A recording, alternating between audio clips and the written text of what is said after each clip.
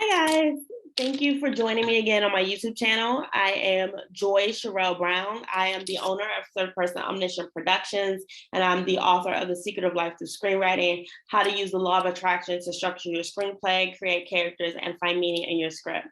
So today I want to talk about a very lovely film that I saw recently. As you guys know, I am going through all of the major works of Merchant Ivory Productions. And so that includes movies such as A Room with a View, Howard's Inn, The Remains of the Day, and the movie that I'm going to talk about today called Maurice. So if you are looking this movie up on streaming, I was able to see it on, let me see, what was the streamer that I watched Maurice on? I'm sorry, guys, I should have had this before, but I didn't think about it. So you guys can stream this movie.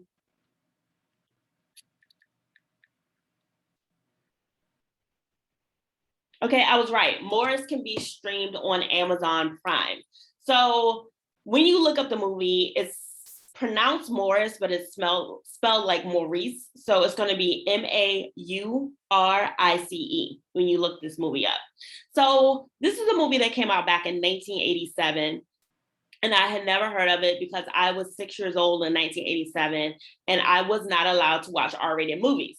I was not allowed to watch R-rated movies until I became an adult because it just was not allowed in the house that I grew up in. So I just now learned about the movie Maurice because it also didn't really receive any Oscar love. So that's another reason why I had never heard of it. It just kind of got some success at a film festival. But it was produced by Ismail Merchant. It was directed by James Ivory. And they actually had a different screenwriter for this movie. Usually they worked with Ruth Prowra Javala. And she actually did give some notes on this project, but she's not credited as a screenwriter in any way. So the movie Maurice is based off of a book by Ian Forster. And it was written for the screenplay by Kit Hesketh Harvey and James Ivory. So the book Maurice is about a gay young man living in like 1900s, like the early 1900s in England. And it's based off of, like loosely based off of Ian Forster's life. Back then, if you were gay, you could be convicted of a crime and you could be sent to prison.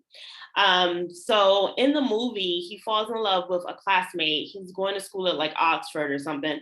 And he falls in love with a classmate that's played by Hugh Grant. An interesting fact, this is one of Hugh Grant's first movies, actually. It's like one of his first major roles. And of course, Hugh Grant is very charming as Clive, his Maurice's classmate that he falls in love with. And I thought it was interesting because this is a movie that was made in 1987, but it was so ahead of its time. Like the male actors, I do believe that there's two straight actors playing gay parts, but it was 1987. And back then, even in 1987, which is well into the 20th century, a lot of people who were gay did not admit that they were gay just because of the backlash that they would face.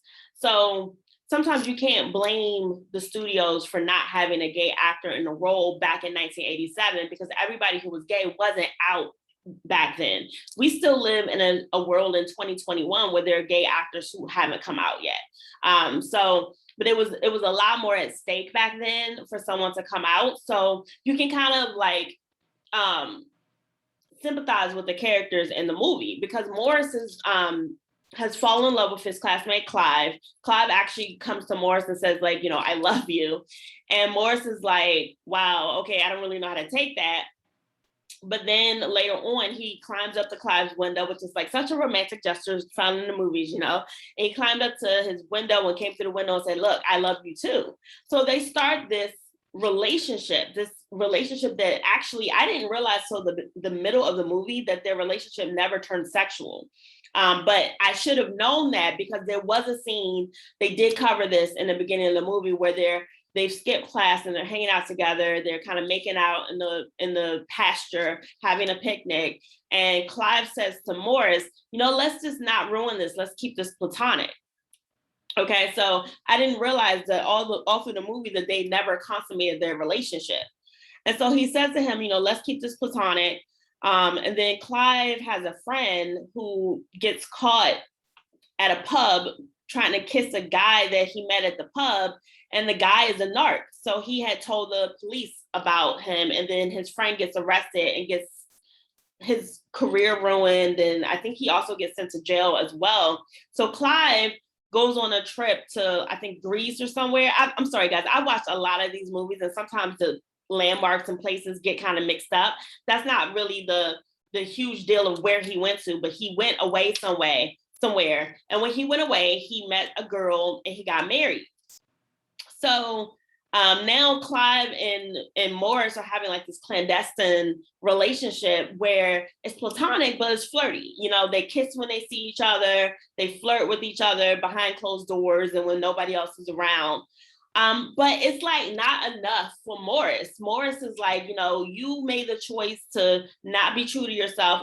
This is like how he's kind of thinking about it with Clive. He didn't actually come right out and say this because, it's assumed, like, this, that he's kind of looking at Clive like, you decided to go out and not be true to yourself and marry a woman. But Clive is like, I can make a life with this woman. I can be happy. It's never really shown whether or not Clive struggles with the decision that he made. It doesn't really show us if he regretted marrying a woman. I believe that Clive, the character played by Hugh Grant, felt like he was doing what he needed to do to have a life and not go to prison. And to not always be at risk of being found out and discovered. But for Maurice, I think, tried a little harder to be true to himself and to live his gay life.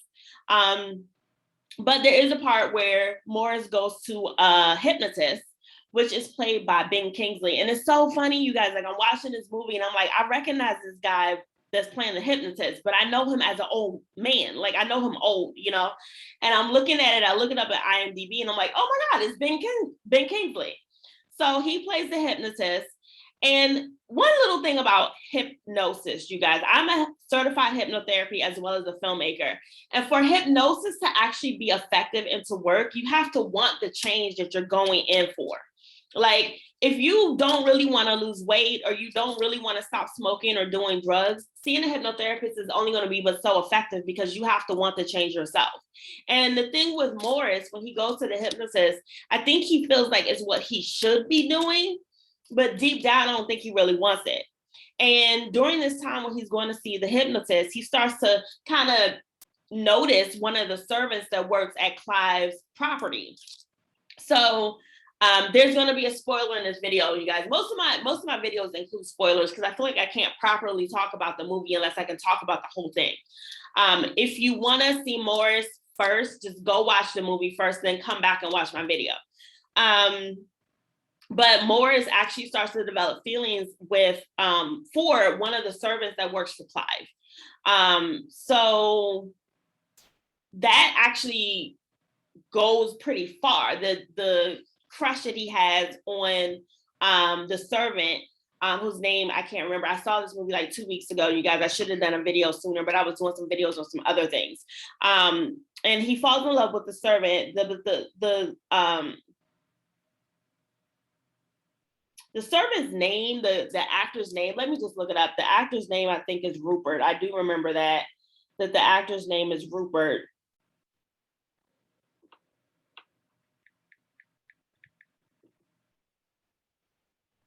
And of course, I can't spell Maurice when I'm trying to look it up. So,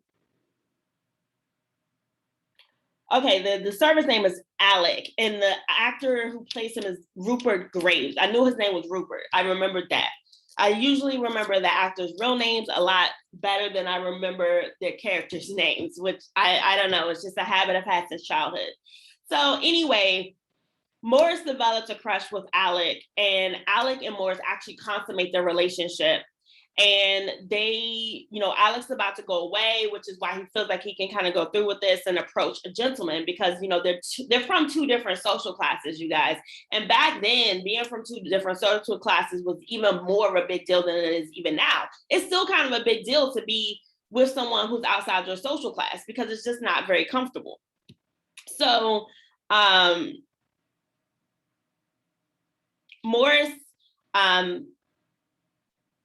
what's the word I'm looking for? He pursues, that's the word I'm looking for. Morris pursues a relationship with Alec, but Alec is about to travel away to a foreign country on the other side of the world to start a new life. So that he's not like a servant forever. But, you know, he ends up leaving that all behind. He ends up not going so that he can be with Morris. And at the end of the movie, it's kind of presumed that they're gonna like carry on their relationship and just be together. In reality, I don't really know how that would have worked. So, and I feel like sometimes that's why the movie ends where it ends, because realistically, how is this relationship going to work out?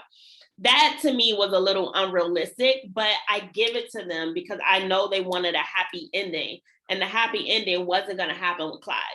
I don't really know how that story played out in real life, but Ian Forster based a lot of that book on real life. Some of those people are based on actual people. And to go back to what I was saying about Ian Forster, he couldn't even publish this novel when he was alive. This novel wasn't able to be published until 1970 after he had died and passed away, just because of the repercussions that he would have faced for being a gay man. So I hope you guys check out the movie. It's called Maurice. Again, it's spelled Maurice. It's a beautiful film. Not only is it like a good story with good acting, but like the scenery is gorgeous. It's shot over in England. And the scenery is gorgeous. The art direction is stunning. It's just a great movie. I do recommend that you check it out. Thank you so much for joining me again on my YouTube channel. If you like this video, please like it and share it out with your friends. And if you haven't subscribed to my channel yet, subscribe to my channel so you don't miss a video. Thank you so much again for joining me, guys. And you have a lovely day, and go create something and do something creative and just get your creative juices flowing. But thank you so much for joining me. Bye, guys.